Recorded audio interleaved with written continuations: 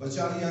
Praise Lord. सभी का प्रभाव प्रोसेस दे। आमीन। गवाही है कोई हमें बचाता है और हमें ना बचाए तो हम फल में विनाश हो सकते हैं। हालेलुया। जकरिया नबी की किताब उसकी 4था अध्याय उसका पढ़ेंगे। मलाकी से ठीक पहले सेकंड लास्ट बुक है पुराने नियम की। Amen. Hallelujah. Praise the Lord. Amen. Amen. Book of Zechariah chapter 4 verse 4 से लेकर के मैं आगे तक पढ़ूंगा। और इस प्रकार से लिखा हुआ है, तब मैंने उस दूत को जो मुझसे बाईं ओर बातें करता था पूछा, हे मेरे प्रभु यह क्या है? जो दूत मुझसे बातें करता था उसने मुझको उत्तर दिया, क्या तू नहीं जानता कि ये क्या है? मैंने कहा, हे मेरे प्रभु मैं नहीं जानता। तब उसने उत्तर देकर कहा, जरुब्बाबेल के लिए यहोवा का यह वचन है, न तो बल से न शक्ति से परंतु मेरे आत्मा के द्वारा होगा। मुझ सेनाओं की यहोवा का यही वचन है। हे बड़े पहाड़ तू क्या है? जरुब्बाबेल के सामने तू मैदान हो जाएगा और वो चोटी का पत्थर पुकारते हुए आएगा, उस पर अनुग्रह हो, अनुग्रह। हालेलुया। और उस सभी को आशीष दे। सब बैठ सकते हैं सामने।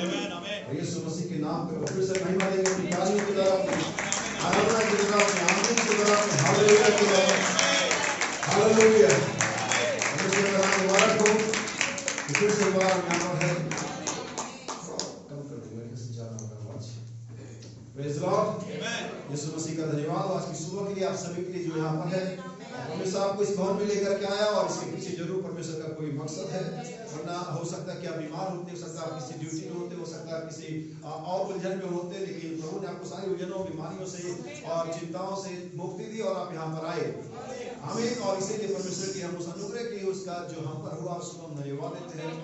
और हर पल, हर सेकंड, हर क्षण जब हम जीवित रहते, एक सांस हमारी आगे बढ़ जाती है, तो ये परमेश्वर का अनुग्रह होता है। प्रभु का धन्यवाद उस अनुग्रह के लिए और परमेश्वर के वचन के साथ संगति करने के लिए फिर से एक बार इस सुबह में हम तैयार। आमीन। भाई पॉल ने बताया, वास्तव में ये शायद एक एवेंजलिस्ट प्रचारक है, इसने कहा कि जब हम प्रार्थना करते हैं तब हम प्रभु से बातें करते हैं, लेकिन वचन पढ़ते हैं तो प्रभु हमसे बातें करते हैं। लेकिन आप जानते हैं जब हम प्रचार का समय आता है तो ये दोनों तरफ से हो सकता है। हालेलुया।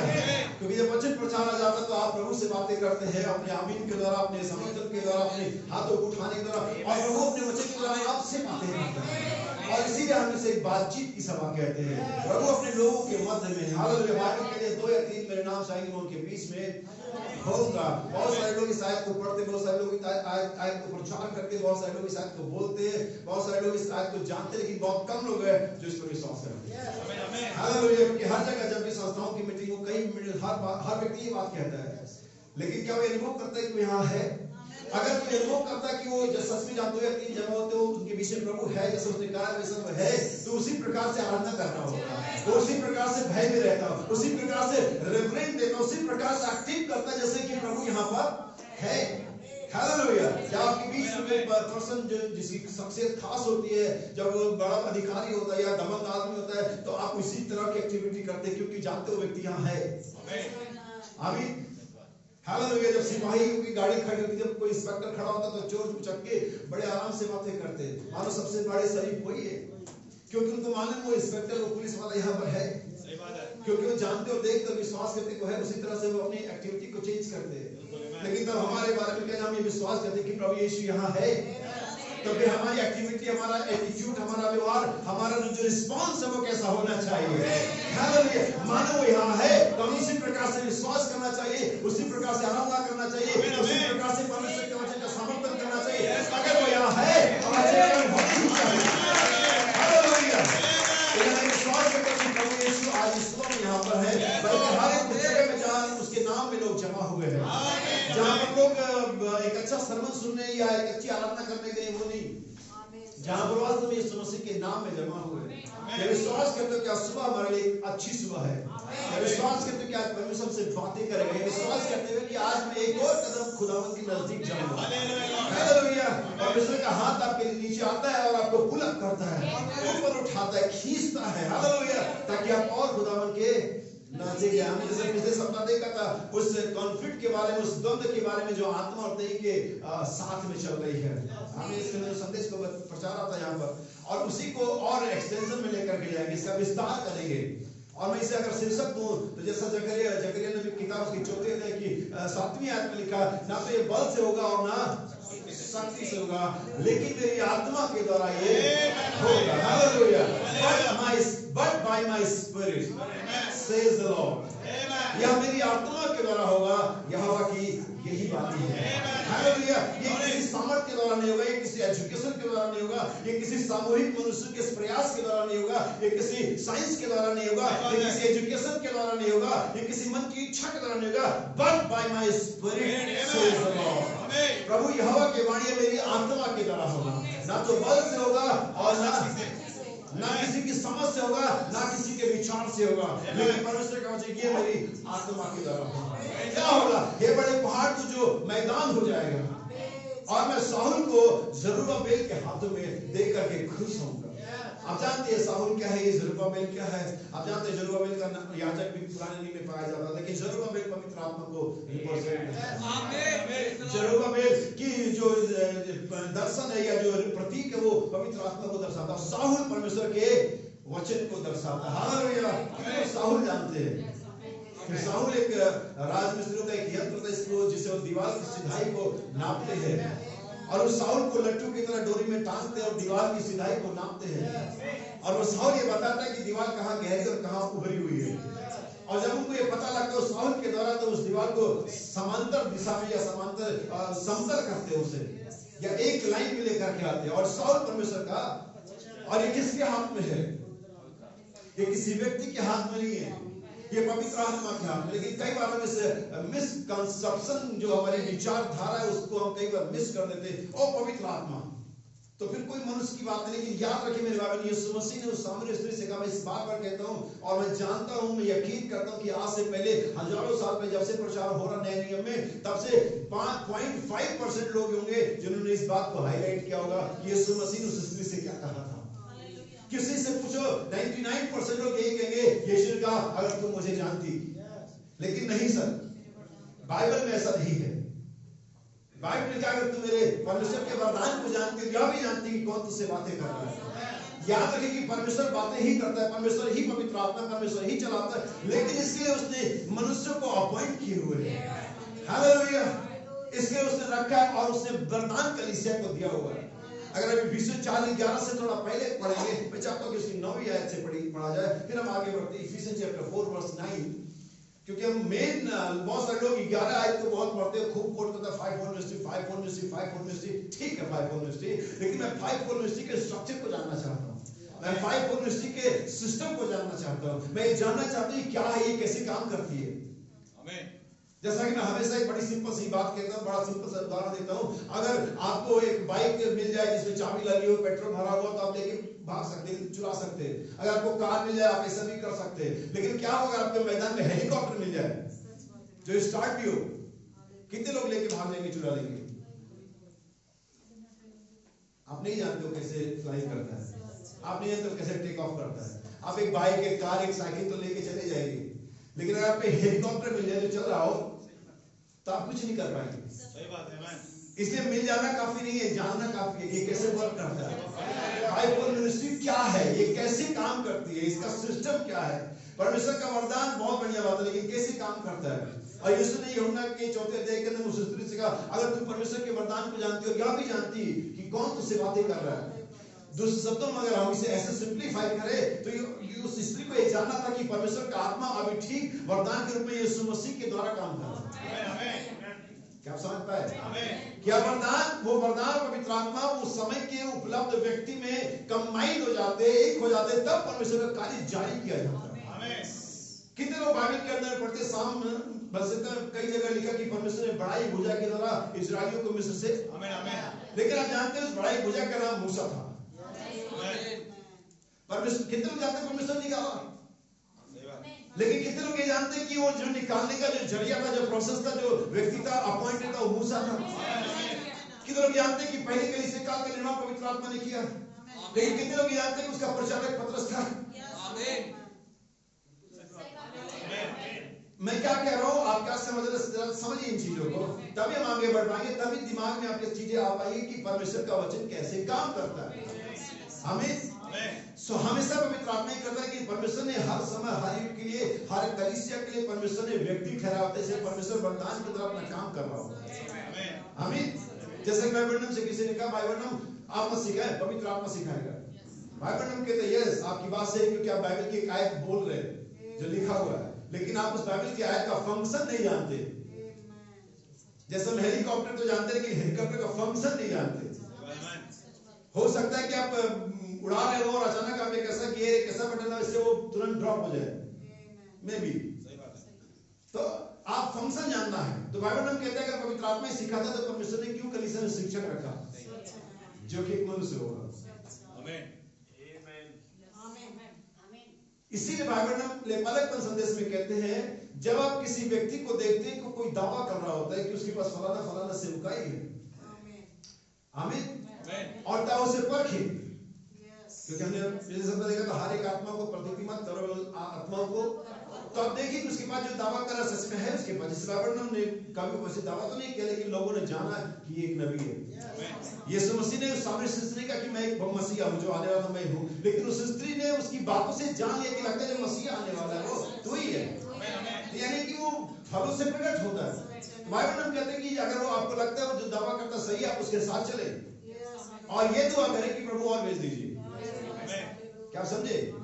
यानी कि दावा करने पे मत जाइए, लेकिन देखिए परमेश्वर से क्या किया है, प्रमाणित किया, तब वो व्यक्ति परमेश्वर का वो प्रबंध होगा जिसके द्वारा परमेश्वर उस समय के लोगों को, उस ग्रुप को जहां पर परमेश्वर से अपॉइंट किया, आगे लेकर के जाना।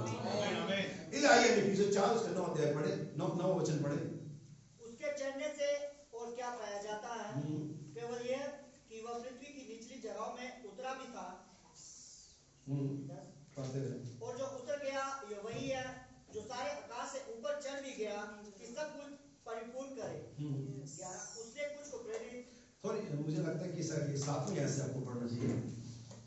पर हम में से हर एक को मसीह के दान के परिणाम के अनुसार, हमारे पास हम में से हर एक को एक मेजरमेंट के हिसाब से मिला है। आमीन आमीन। यहाँ पर अब उस आयत को आप यहीं पर अगर प्रेजेंस ऑफ माइंड ना, होली स्पिरिट ना हो, तो हम आयतों को गड़बड़ा देंगे और कहेंगे बाइबल में मतभेद है, क्योंकि बाइबल में कहीं लिखा हुआ है कि परमेश्वर आत्मा नाप नाप के नहीं देता। ओके, लेकिन यहाँ पर मेजरमेंट की बात की गई, परिमाण, कौन किसके लायक है, कौन कितने के लायक है, उसको उतना दिया गया। लेकिन वो देने वाला पवित्र आत्मा है। क्या सब भविष्यवक्ता है? नहीं, लेकिन जो भविष्यवक्ता नहीं है और जो असर से, वो भी तो पवित्र आत्मा के द्वारा ही है। क्या समझ रहे मेरी बात? इसलिए हम बाइबल में कंट्रोवर्सी बड़ी जल्दी ढूंढ सकते हैं कि यहाँ पर तो ये लिखा, वहां पर वो लिखा है, तो बड़ा गड़बड़ बात। लेकिन ऐसा कुछ भी नहीं है। बस उसे एक सिंपल वे में दिखाने वाला व्यक्ति होना चाहिए, पवित्र आत्मा होना चाहिए, जो आपको सिंपल दिखा दे। ऐसा नहीं है, ऐसा है। सब बाइबल है कि हम में सारे को अपने अनुग्रह के परिमाण के हिसाब से मिला है। सब आवश्यकता नहीं है, सब अन्य भाषा नहीं बोलते, सब अनुवाद नहीं करते, सब चर्चा नहीं करते, किसी को कुछ, किसी को कुछ, लेकिन जिसको जो भी मिला है, जितना भी मिला है, थ्रू द होली स्पिरिट मिला है। अब हो सकता है कि हमारे कैटेगरी में, हमारे नजरिए में हो सकता है छोटा काम, हो सकता है बड़ा काम हो, यकीनन ऐसा हम सोच सकते हैं, लेकिन ऐसा नहीं है। ये परमेश्वर का ही काम है। सुनिए आगे, परिमाण के सब मिला है, परिमाण के अनुसार अनुग्रह मिला है, इसलिए वो कहता है वह ऊंचे पर चढ़ा, ऊंचे पर चढ़ा और बंदियों को बांध ले गया, और मनुष्य को दान दिया। क्या दिया? मनुष्य को। यही है जिसकी बात यीशु मसीह ने सामने से कही थी। मनुष्यों को उसने क्या दिए? दान दिए। हमें हालेलुया। और यही बात हम आप बताना चाहते हैं कि बाइबल यहाँ इस प्रकार से कहती है कि परमेश्वर अपने वरदान से और बुलाहट से पीछे नहीं हटता है। हमें परमेश्वर अपने वरदान बुलाहट से पीछे, बल्कि इसका सही बात है कि बिना पश्चाताप के इसे दे देता है।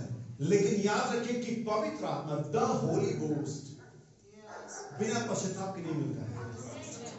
आपको वरदान मिल सकता है, आपको बुलाहट मिल सकती है कि पवित्र आत्मा। इसलिए हमें क्या चाहिए? पवित्र आत्मा। और उस पवित्र आत्मा के अंदर ही सारे वरदान पाए जाते हैं।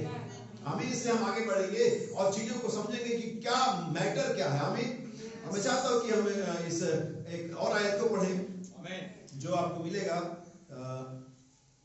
रोमियो की पत्री और उसका पहला अध्याय, उसका 9 वचन, और उसके बाद हम एक और 2 आयतों को पढ़ेंगे लूका के सुसमाचार से। परमेश्वर जिसकी सेवा मैं अपनी आत्मा से या आत्मा में उसके पुत्र के सुसमाचार की कैसे करता हूं उसकी सेवा? आत्मा में। आमीन। बाइबल के अंदर में अगर आप आयतों को मैं बोलूं तो आप नोट कर सकते हैं, और बहुत सारा समय लग जाएगा कि मैं आपको दिखाऊं कि प्रचार आत्मा में होता है, गीत आत्मा में होता है, प्रार्थना आत्मा में होती है, आराधना आत्मा में होती है, इवन हमारा चलना भी आत्मा में होना चाहिए। इसीलिए हमने देखा था कि अब तक हमने किसी को शरीर को समझा, तो अब नहीं समझेंगे। हमें क्योंकि जो कॉन्फ्लिक्ट है, ये जो द्वंद है, ये आत्माओं का है, ना कि देहों का है। हमारा जो युद्ध है मांस और लहू के साथ नहीं है। तो फिर अब हम सवाल ये निकलेगा, तो फिर देह के सारे काम कोई बात नहीं, कुछ भी करते रहे, नहीं। सुनिए, यही चीज मैं क्लियर करना चाहता हूँ। बाइबल में एक संदेश है, उस संदेश में वर्णन कहते हैं कि जब लाजर मर गया था, तब यीशु मसीह जब वहां पर कब्र के सामने, कब्र के ऊपर खड़ा होता है, तब यीशु मसीह ने बड़े शब्द से चिल्लाई, एक विद अ लाउड वॉइस, एक ऊंची आवाज दी उसने और कहा लाजर बाहर आ। बाइबल हम कहते हैं भाई लाजर को मरे हुए 4 दिन हो चुके हैं, उसकी नाक सड़ने के लिए तैयार हो चुकी है। हालेलुया। बाइबल हम कहते हैं उसकी आत्मा कहीं और छिन्न भिन्न हो गई, उसका प्राण किधर भी चले गया। लेकिन बाइबल हम कहते हैं जब परमेश्वर की आवाज आई, लाउड वॉइस आई, एक प्रचंड आवाज आई वहां पर, तो उस आवाज ने लाजर की देह से कांटेक्ट नहीं किया, क्योंकि परमेश्वर कभी भी हमारे देह से कांटेक्ट नहीं करता है। हालेलुया। आपको चीजें बताता हूं, धनवान व्यक्ति आता है, घुटने टेकता है, सलाम मारता है, रिस्पेक्ट देता है, अनंत जीवन के लिए क्या करूं? आया, रिस्पेक्ट दिया, अनंत जीवन चाहता था, अच्छा व्यक्ति था, मॉरल व्यक्ति था, अनंत जीवन नहीं मिला। लेकिन किसी किसी को यीशु मसीह ने बुलाया, ये आ रहा है, मांग रहा है, नहीं मिल रहा है। धनवान है, रॉयल है, शासक है, अच्छा है, मॉरल पर्सन है, मांग रहा है जीवन, सही व्यक्ति से सवाल कर रहा है, सही सवाल कर रहा है। मैं अपना बिजनेस कैसे ग्रो करूं, यीशु मसीह से नहीं पूछा। अनंत जीवन के लिए क्या करूं, सही सवाल सही व्यक्ति से नहीं मिला। लेकिन उधर कुछ और लोग हैं, वहां पर मछुआरे, वहां पर चुंगी लेने वाले, वहां पर वैसे है, यीशु मसीह बुला के दे रहा है। यीशु मसीह बुला के दे रहा है। पतरस क्या मछली पकड़ने में लगा हुआ है? मछली पकड़ने में क्या लगा हुआ? इंसान पकड़, मैं मछुआरे से तुझे मनुष्य पकड़ने वाला बना देता हूं। हालेलुया। वो दस्ते से कह, कहां तू लगी पड़ी लोगों के साथ, मेरे साथ आ जा, मुझसे प्रेम कर, मैं तुझसे प्रेम करता हूं। मैं स्पिरिचुअल वे में बात कर रहा हूं। हालेलुया। यानी कि आप अनंत जीवन मांगने जाए, आप मॉरल हो, आप अच्छे हो, आपको नहीं मिल सकता, क्योंकि कुछ भी करने से जीवन नहीं मिलता है। ये तो ठहराया गया है, परमेश्वर ने जगत के होने से पहले आपको ना जीवन दिया हुआ है, और जिसको परमेश्वर ने जीवन दिया हुआ, इसका नाम किताब में लिखा, इसके प्राणों में बीज है, शैतान से कभी जाएगा नहीं जाएगा, और इन्हें चुने में धरना है, नहीं जाएंगे। हालेलुया। इससे कोई मैटर नहीं कि हमारी प्रेजेंट कंडीशन कैसी चल रही है। बाइबल कहते हैं ऐसा लगता है कि त्याग दिए गए हैं, लेकिन त्यागे नहीं जाते हैं। ऐसा लगता है कि हम ठुकरा नहीं, ठुकराए, क्योंकि परमेश्वर इन लोगों पर निगाह बनाए रखता है। वो उन्हें जाने देता है और निगाह बनाए रखता है। ठीक है, जैसे अपने बच्चों को आप साइकिल सिखा रहे होते हैं, तो उनको हमेशा लगता है कि पापा ने पकड़ा हुआ है, लेकिन कई बार ऐसा होता है कि आप छोड़ चुके होते हैं। बच्चे को लगता अभी भी, लेकिन वास्तव में हकीकत ये होती है कि आप देख रहे होते हैं उस अंतिम घड़ी तक, अंतिम मोमेंट तक, कि जब तक वो गिरने वाला नहीं होता है, और वो शायद ऐसे हो रहा, शायद ऐसे हो रहा, लेकिन फिर भी आपको, लेकिन जब तक गिर ही जाएगा तब हाथ लगा। ऐसे ही परमेश्वर कभी कभी हमारे साथ, लेकिन याद रखिए, अगर आप बच्चे की तरह भरोसा कर रहे हैं कि पापा ने पकड़ रखा है, आप चलाना 2 मिनट में सीख जाएंगे। लेकिन अगर हर बार आपको, जैसे कई बच्चे थोड़े डरपोक होते हैं, उनको लगता नहीं पापा छोड़ देने, तुम छोड़ दोगे, पागल बच्चे होते हैं ऐसे, पापा कैसे छोड़ देगा? ये तो बच्चे ही जो छोड़ देते हैं। हालेलुया। इवन अगर आप यीशु मसीह की उम्र देखिए, उसके माँ बाप के, संसारिक माँ बाप की उम्र देखे, माँ की उम्र देखे, बाप नहीं कहूंगा मैं, क्योंकि यूसुफ संसारिक तौर से बाप नहीं था, तो ये यीशु मसीह तो छोटा था, बच्चा था, और माँ उसकी बड़ी थी। बाइबल कहती है बालक पीछे रह गया। अभी भी बच्चों ने छोड़ा था, क्योंकि आप ये मत सोचिए कि यीशु मसीह 12 साल का था तो बच्चा था, वो तो 8 दिन का भी राजा था, वो तो 2 साल का भी राजा था, वो उस दिन भी पिता ही था, लेकिन पिता ने नहीं छोड़ा, माँ ने ही छोड़ा, जो कि एक तरह से बच्ची थी। स्पिरिचुअल वे में अभी भी मरियम बच्ची थी, और यीशु मसीह कैसे भी था, पिता ही था, परमेश्वर ही था। क्या समझ रहे हैं? सब परमेश्वर निगाह जमाए रखता है। सुबह भी क्या कहती, ध्यान से फिर से सुनिए। परमेश्वर जिसकी सेवा मैं अपनी आत्मा से, ठीक है, हम इसे पढ़ लिया। मैं चाहता हूँ कि हम कुछ और आयतों को पढ़े। इफिसियों उसका 4:12 रोमियो 1:9 हमने पढ़ लिया, रोमियो 8:26 ही पढ़ेंगे। इफिसियों 4:12, जिससे पवित्र लोग सिद्ध हो जाएं और सेवा का काम, किससे? जब वो वरदान आएगा नीचे, उसके द्वारा ऐसा होगा। हम आइए चलिए आगे बढ़ते हैं। जैसा रोमियो 8:26 मैं यह आपको इसलिए पढ़ा रहा था कि आप जाने हर एक काम आत्मा में होना है। इसी रीति से आत्मा भी हमारी दुर्बलता में सहायता करता है, क्योंकि हम नहीं जानते कि प्रार्थना किस रीति से करना चाहिए। ठीक है, हाँ। परंतु आत्मा आप ही ऐसी, कौन प्रार्थना कर रहा है? आत्मा। जैसा कि मैंने बताया, प्रचार आत्मा में, गीत आराधना यीशु मसीह का आत्मा में, सच्चाई में होगा। आमीन। पौलुस रोमियो 8:26 में कहता आत्मा में प्रार्थना, पौलुस रोमियो 1:9 में कहता आत्मा में प्रचार। हालेलुया। यीशु मसीह का आत्मा में आराधना करना चाहिए, आत्मा में ही हमें सब करना चाहिए, तो आत्मा में चलना भी चाहिए। तो आत्मा में चलेगी कैसे? जब तक कि हमारे पास पवित्र आत्मा ना हो। इसीलिए वर्णन कहते हैं जब लाजर मर गया यीशु मसीह ने मुझे सब चिल्लाया, बाइबल कहती है, नबी कहता है कि परमेश्वर की आवाज ने लाजर के प्राण को पकड़ा सबसे पहले। किसको पकड़ा उसने? प्राण को पकड़ा। परमेश्वर की आवाज आपके प्राण से कांटेक्ट करती है। और ये वजह कि हमारे प्राणों में सबसे पहले जब मलाकी 4 का संदेश आता है, आप जानते हैं आत्मा प्राण देह किस कहानी को जानते हैं? मलाकी 4 का संदेश ललकार का संदेश है। ललकार का संदेश हमारे प्राण को जागृत करता है, फेथ को लेकर के आता है, क्योंकि फेथ और डाउट सिर्फ प्राण में होते हैं, स्पिरिट में नहीं होते। फेथ और डाउट आत्मा के सेंस नहीं है, फेथ और डाउट सोल के सेंस है।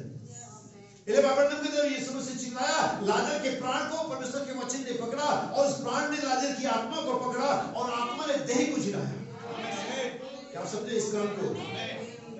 इसीलिए आज ये मेरा संदेश है कि हमारी जो फाइट है मनुष्य के साथ नहीं है, देह के साथ नहीं, मांस और लोगों के साथ नहीं। हमारी फाइट पवित्र आत्मा के साथ, पवित्र आत्मा के द्वारा शैतान के अंधकार की शक्तियों के साथ है, जो कि आत्मा की एक शक्तियां हैं या राज्य है।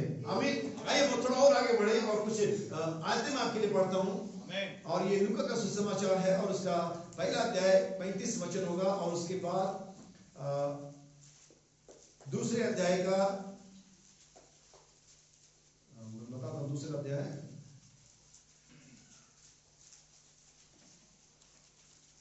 ठीक है। पहले पहला अध्याय 35 वचन पढ़े। स्वर्गदूत ने उसको उत्तर दिया कि पवित्र आत्मा। क्या किसी के पास इंग्लिश बाइबल भी है? किसी के पास है तो उसे निकालें, तब तक इसे हम हिंदी में पढ़ते हैं। स्वर्गदूत ने उसको उत्तर दिया कि पवित्र आत्मा तुझ पर उतरेगा। देखिए क्या क्या लिखा, स्वर्गदूत ने उत्तर दिया। 34 वचन से हम इंग्लिश बाइबल से पढ़े आप इसे। जो इसमें जो टर्म इस्तेमाल किया गया है उस पर ध्यान दीजिए, क्योंकि जैसा मैंने लूका हनोक के बारे में बताया था, तो वैसा ही सबके बारे में लिखा हुआ है। हनोक के समय में वो जो टर्म था, वो कंडीशन थी, जो तरीका तो बदल गया था। और वैसे यहाँ पर दो बातें, क्योंकि अगर ध्यान देंगे तो सेम जिब्राइल फरिश्ता जकरिया के पास भी किया है और यही जिब्राइल फरिश्ता मरियम के पास भी किया है। और ध्यान देंगे तो दोनों ने कुछ थोड़ा सा ऐसा बात किया जिसमें वो ये कह रहे कि वो असमर्थ है, ठीक है, लेकिन दोनों की जो कहने का ढंग है वो थोड़ा अलग है, जैसा कि मैं पहले बता चुका इन बातों को। Verse 34 chapter 1। Then Mary तब मरियम ने said to the angel, हाँ, ये उससे कहा स्वर्गदूत से, how can this, ये कैसे होगा? How can this? आज हमारे समस्याएं एक से बढ़कर के एक है। हम सारे लोग यहाँ पर हर एक तरह की समस्या से फेस कर रहे हैं। यह कैसे होगा? How can this? या कैसे? सब एक ही शब्द है how, but by my spirit। अगर अपने बहुत सारे हाव हैं, कैसे हैं, तो उसका सबका सारे हाव का, सारे कैसे का, सारे अगर मगर किंतु परंतु का एक ही जवाब है, but by my spirit। Hallelujah. ये कैसे होगा? but by my spirit। सुनिए फिर से एक बात, verse 34। How can this be? Since I do not know a man। मैं किसी मनुष्य को, पुरुष को नहीं जानती। And the angel answered and said to her, और उसने स्वर्गदूत ने उसको उत्तर दिया, the Holy Spirit will come upon you, तुम्हारे ऊपर आएगा, and the power of the highest और परम प्रधान की सामर्थ्य will overshadow you। तुम्हारे ऊपर छाया करेगी। ये छाया ऐसे ही जैसे मुर्गी अंडे के ऊपर छाया करती है, और उस मुर्गी की उस गर्मी से, उस छाया से, उस चूजे में से जीवन आता है। हालेलुया। वो कितना भी अच्छा अंडा होने दो, कैसे भी होने दो, अगर मुर्गी ने उस पर छाया नहीं करा, कोई तरीका नहीं कि उसमें से चूजे बाहर आ सके। हालेलुया। हमें कितना बढ़िया उच्च क्वालिटी का मनुष्य होने दो, कितना बढ़िया क्रिश्चियन होने दो, कितने बढ़िया गीत गाने दो, कितने बढ़िया कपड़े पहने दो, कितनी बढ़िया एजुकेशन लेने दो, अगर पवित्र आत्मा छाया नहीं करता, कोई तरीका ही नहीं है कि मसीह का जीवन तुम में से रिप्रोड्यूस हो सके। कोई तरीका ही नहीं है। Hallelujah. But by my spirit। हम उस स्पिरिट को कैसे ले? सुनिए, और इसके पहले अध्याय के थोड़े से हम आएंगे, वर्ष 18 में आएंगे, 18 अध्याय में यही जकरिया जब जिब्राइल जब जकरिया से बातें करता है, वहां पर ये क्या कहता है, सेम इंग्लिश में इसे पढ़े। इसने क्या कहा? हाँ, ये कैसे होगा? सुनिए वर्ष 18। And Zacharias said to the angel, जकरिया ने स्वर्गदूत से कहा, how shall I know this? और मैं इसे कैसे जानूं? मैं इसे जानने की जरूरत नहीं है। सही बात है। भाई बहन हम कहते काली भैंस हरा घास खा के सफेद दूध किसी देती है, कौन जानता है? कोई जानता है? लेकिन दूध सभी पीते हैं। और कभी किसी ने जाके भैंस से पूछा नहीं, भैंस तो ऐसा कैसे करती है? तू काली है तो हरा घास करके दूध सफेद आता है, उस दूध को ज्यादा उबालो तो पीला हो जाता है, मक्खन निकालो सफेद हो जाता है। ये सब कैसे होता हम नहीं जानते। जकरिया कहता मैं ये कैसे जानूं? लेकिन मरियम ने कहा ये कैसे होगा? तो शब्दों में जकरिया ये होने के लिए तैयार नहीं था कि मरियम इससे होने के लिए तैयार थी, बस प्रॉब्लम थी कैसे होगा। हम नहीं जानते कि हम ये नहीं कहते, हम नहीं जानना चाहते कैसे होगा। सवाल ये नहीं है कि क्या कहा गया, सवाल ये कि किसने कहा। हालेलुया। सवाल ये नहीं कि क्या कहा गया, सवाल ये किसने कहा। जब तक आप देखें क्या कहा गया है आप डाउट कर, लेकिन आप देखें किसने कहा है। मरियम कहते मुझे तेरे वचन के अनुसार कहते याद रखिए आपके प्राण के साथ वचन टकराता है, प्राण आत्मा को डालो और आत्मा देख रहती है। फिर से एक और उदाहरण दूंगा आपको, इजराइल की जर्नी का उदाहरण दूंगा। इजराइल जब मिस्र से निकला, हम सभी जानते हैं मिस्र से निकले, लेकिन मिस्र में से कभी नहीं निकला जब तक उनकी लाशें ढेर नहीं हो गई। मिस्र में से कभी नहीं निकला, वे मिस्र से जरूर निकले। बाइबल में कहते हैं कि जब वो मिस्र से निकले उनमें से हर एक के पास छुटकारे, परमेश्वर के छुटकारे के अंदर चलने का एक्सपीरियंस था। उनमें से हर एक को मन्ना खाने का एक्सपीरियंस था, उनमें से हर एक को पिलर ऑफ फायर का एक्सपीरियंस था, उनमें से हर एक को चट्टान से पानी पीने का एक्सपीरियंस था। इतना ज्यादा एक्सपीरियंस उनके पास था जितना हमारे पास उनका 10वां भी नहीं है। जितना उनके पास एक्सपीरियंस था परमेश्वर का, जितना उन्होंने अपनी आंखों से देखा था, हमें से बहुत मुश्किल हम में से किसी के पास हो, लेकिन फिर भी कहते हैं वो नाश हो गए। आप जानते हैं हमारी गवाही उनसे ऊपर है। हमारी गवाही, मैं कहना चाहता हूं कि हमारी गवाही अब्राहम से भी ऊपर है, हमारी गवाही नूह से भी ऊपर है, हमारी गवाही डैनियल और 3 रानी बच्चों से भी ऊपर है। क्योंकि हम उस दिन में हैं जहां पर चीजें भौतिक नहीं रही। शरीर में लड़ना बहुत आसान है, किसी भी चीज का निपटारा 2 सेकंड में हो जाएगा, 2 मिनट में हो जाएगा। लेकिन आत्मा के द्वारा, आत्मा के क्रियाओं के द्वारा निरंतर लड़ते रहना, ये बहुत ही मुश्किल युद्ध है। आप इसे लड़ते लड़ते लड़ते लड़ते आप जानते कि कई बार समझ नहीं आता कि हम लड़ किससे रहे। हालेलुया। बाइबल में जब इजराइल वहां से निकला, उनमें से प्रत्येक के पास छुटकारे का अनुभव था। हर एक के पास हर एक चीज थी। कोई चीज अकेले में किसी की नहीं हो रही थी। मन्ना अकेले नहीं बरस सकता, चट्टान का मुंजू के साथ चलना, चट्टान से पानी निकलना अकेले नहीं था, सभी के लिए था। लेकिन सभी कनान में नहीं जा पाए। क्या ये बात सही है कि हमें से प्रत्येक के पास पवित्र आत्मा होने का अनुभव हो सकता है? आंखें अगर हम देख रहे हो करने का अनुभव हो सकता है, परमेश्वर की प्रेजेंस को अनुभव करने और देखने का अनुभव हो सकता है। लेकिन तब भी हो सकता है कि हम रैप्चर में ना जाएं, क्योंकि फाइनली ये बाहरी एटमॉस्फेयर पर डिपेंड नहीं करता रैप्चर। फाइनली आपके आवरण पर, आपके खोल पर, आप जहां रहते उसकी चारों के महल पर आपका रैप्चर डिपेंड नहीं करता है। रैप्चर डिपेंड करता है यहाँ सोल में। हालेलुया। क्योंकि वो सभी लोग ये सभी सारी बातें एक जैसी थी, लेकिन अंदर कुछ तो डिफरेंस था। नबी कहता बाहरी आवरण में सभी एक जैसे बिलीवर दिख सकते हैं, सभी चर्च हो सकते हैं, सभी दुआ कर सकते हैं, सभी गीत गा सकते हैं, सभी प्रचार कर सकते हैं, सभी सब कुछ कर सकते हैं, लेकिन तो भी इंटरनल मैटर क्या है? कहता उनके प्राण में फेथ था जो यहोशू का नहीं थे। उनके प्राण में विश्वास था, और विश्वास ने उनकी आत्मा के जो अफेक्शन है, जो रीजनिंग है, जो मेमोरी है, जो 5 चेतनाएं आत्मा के उस प्राण के अंदर पाए, विश्वास ने उनकी आत्मा चेतनाओं पर कब्जा किया। और जब उनकी आत्मा की चेतनाओं पर, प्राण के अंदर पाए विश्वास का कब्जा था, तो उन चेतनाओं का शरीर की चेतनाओं पर कब्जा था। स्मेल उनके पास भी थी, लेकिन उनको मन्ने की स्मेल अच्छी लगती थी, लेकिन उनकी स्मेल में अभी भी प्याज और लहसुन था। उनकी मेमोरी में अभी भी मिस्र की गुलामी थी। उन्होंने कहा इससे बढ़िया मिस्र में गुलामी करना था। क्या समझ पा रहे? इसलिए उनके प्राण में फेथ था, प्राण के विश्वास ने उनके आत्मा पर असर डाला और आत्मा ने उनके देह पर असर डाला। वो भी देख रहे थे, उनके पास भी देखने का एक सेंस में होता है। आपकी 5 चेतनाएं इस दुनिया से संपर्क बनाती है। क्या ये सही बात है? बाइबल में लिखा हमारी कि 5 चेतनाएं इसी मैटेरियल वर्ल्ड से क्या करती, कांटेक्ट करती है। लेकिन आपको जानना ही चाहिए कि परमेश्वर मैटेरियल नहीं है। परमेश्वर टाइम और मैटर में सीमित व्यक्ति नहीं है। परमेश्वर आत्मा है। तो फिर आप इन 5 चेतनाओं से जो शरीर की कैसे कभी परमेश्वर से कांटेक्ट बना पाएंगे?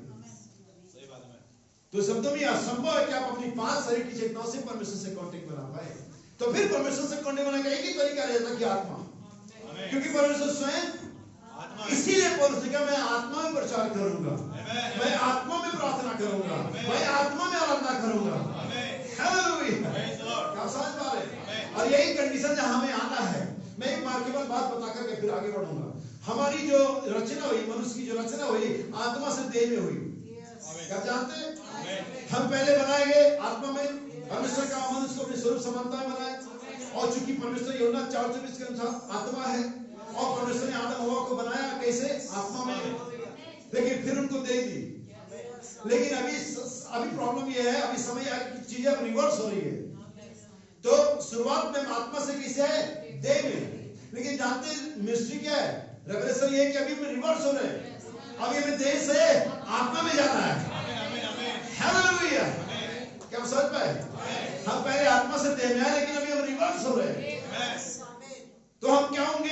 देह से, तो हम देह की बातों को देह के ऊपर नहीं फूलेंगे और देह की बातों पर घमंड नहीं करेंगे, देह की बातों से डिसअपॉइंट नहीं होंगे।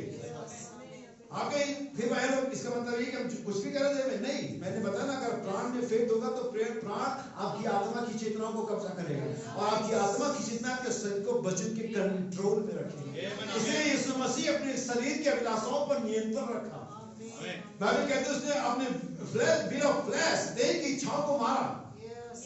गलतियों की पत्री है ये, मैं चाहता हूं इसे पढ़ ले। और इसका 5 अध्याय है ये, और 17 वचन है।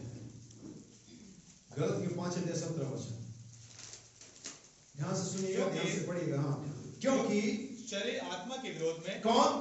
शरीर आत्मा। आप जब ये मामला उसके लिए है जिसके प्राण में फेथ नहीं है। भाईबंधन का ललकार का संदेश कहा गया है? प्राण के लिए। 5 मिनिस्ट्री परमेश्वर की आत्मा की सेवकाई आत्मा के लिए है। परमेश्वर की तो रही देह को बदलेगी। तीनों क्रम सामने है, साफ है। सुनिए, क्योंकि शरीर आत्मा के विरोध में और आत्मा शरीर के विरोध में, यानी कि दोनों में कॉन्फ्लिक्ट है, द्वंद्व है। लेकिन ये द्वंद्व में वो लोग रहते हैं जिनके पास पवित्र आत्मा नहीं है। सही बात है। क्या यीशु मसीह के सामने द्वंद्व था? Yes, great battle. गसमनी के उस बाग में एक महान युद्ध था। क्या नहीं था? दुनिया के समय के इतिहास में पहला वो समय था जब दोनों कैप्टन आमने सामने थे। परमेश्वर का कैप्टन, परमेश्वर की सेना का कैप्टन, हमारा उद्धारकर्ता, चैंपियन, और शैतान फुल फॉर्म में। बाइबल कहती है सीधे परखने वाले ने उसको परखा। दोनों कैप्टन आमने सामने थे, दोनों सेनापति। ये एक बड़ा द्वंद्व था जो बपतिस्मे के दिन से शुरू हुआ था और क्रूसिफिकेशन तक चलता रहा। अरे शैतान आप तो छोड़ दे, कब तक परखेगा? ओके, हमारा एक ही एग्जाम्पल है यीशु मसीह, और कोई एग्जाम्पल नहीं है। आमीन। लेकिन अगर आप मत्ती के सुसमाचार 4 अध्याय को ध्यान से पढ़ेंगे, जब यीशु मसीह ने अपने फ्लैश के इच्छाओं पर, अपनी शरीर की इच्छाओं पर जय पा लिया, बाइबल के शैतान छोड़ कर पीछे और स्वर्गदूत उसकी हालेलुया, वो फाइनल डे आना चाहिए जब आपको अपने शरीर पर जय पाना है। शरीर आत्मा के विरोध में और आत्मा शरीर के विरोध में रहती है हमेशा। भाई बहनों ने इसको बहुत बढ़िया कहा, वो इंडियन कैप्टन की कहानी कही, और भाई बहनों कहते हो कैप्टन बोला, बिली मेरे अंदर में 2 आत्मा है और 2 कुत्ते। हम जानते हो 2 कुत्ते नहीं 2 आत्माएं हैं। और वही मामला हम सबके साथ है, हर एक ट्रू क्रिश्चियन के साथ है। जो फॉल्स है, जो ऐसे मनमर्जी के क्रिश्चियन, उनमें कोई कुत्ता नहीं है, वो खुद है। माफ करें, लेकिन वो खुद है। आप कहेंगे भाई कुत्ता कहना चाहिए। दाऊद ने कहा था मुझे कुत्तों ने, जहां तक मैंने बाइबल पढ़ी तो रीच ने घेरा था, सी ने घेरा था, कुत्तों ने कभी घेरा मैंने पढ़ा नहीं, लेकिन वो कहता है। लेकिन वो तो कहीं तो घेरा होगा, तो कुछ और मतलब होगा। हालेलुया। सो बाइबल में कहते हो बिली मुझमें 2 कुत्ते हैं, और एक काला और एक सफेद, और दोनों लड़ते रहते। भाई बहन कहते तो जीतता कौन है? उन्होंने कहा जनरल जो भी कैप्टन जीतता कौन है? तो वो कहता है ये तो इस पर निर्भर करता है मैं किसको ज्यादा खिलाता हूँ। आपका शरीर आत्मा के खिलाफ और आपके अंदर आत्मा आपके शरीर के खिलाफ लड़ती है। आपने भाई आलोक जीतता कौन है? यह इस पर निर्भर करता है कि आप शरीर की सुनते हो और आत्मा की सुनते हो। लेकिन हम almost all time, maximum time हम अपनी देह की सुनते हैं। सही बात है। और यही वजह है कि शैतान अभी भी हमारे पीछे पड़ा हुआ है, हमारी परीक्षा कर रहा है, द्वंद्व चल रहा है। लेकिन अगर आप बाइबल पढ़ेंगे, जब उसने शरीर की आंखों, शरीर की अभिलाषा, आंखों की अभिलाषा, जीव का घमंड पर, तीनों पर जय पाया, शैतान छोड़ करके चला गया। लेकिन हमेशा के लिए नहीं, हमेशा के लिए तब जाएगा जब अपने देह के लिए मरने के लिए तैयार हो जाएगा। जैसा कि यीशु मसीह ने गethsemane के बाद में अपने आप को दे दिया। ओके, फाइनल प्रार्थना ये थी यीशु मसीह की कि तेरी इच्छा पूरी हो। आज आपकी फाइनल प्रेयर क्या है? हालेलुया, आमीन। कि आपकी आखिरी प्रार्थना क्या है? तेरी इच्छा पूरी हो। चाहे मैं घटूं या चाहे मैं बढ़ूं, चाहे मैं जीऊं या चाहे मैं मरूं, चाहे मेरा नाम हो, चाहे मैं बदनाम हो जाऊं, चाहे मुझे अच्छा समझे, चाहे मुझे बुरा समझे, मुझे कोई मैटर नहीं। तेरी इच्छा मुझ में पूरी हो। हालेलुया। आइए कंप्लीट करें। शरीर के विरुद्ध लालसा करती है, और ये एक दूसरे के विरोधी हैं। या एक दूसरे कौन? आत्मा देह की और देह आत्मा की क्या है? विरोधी हैं।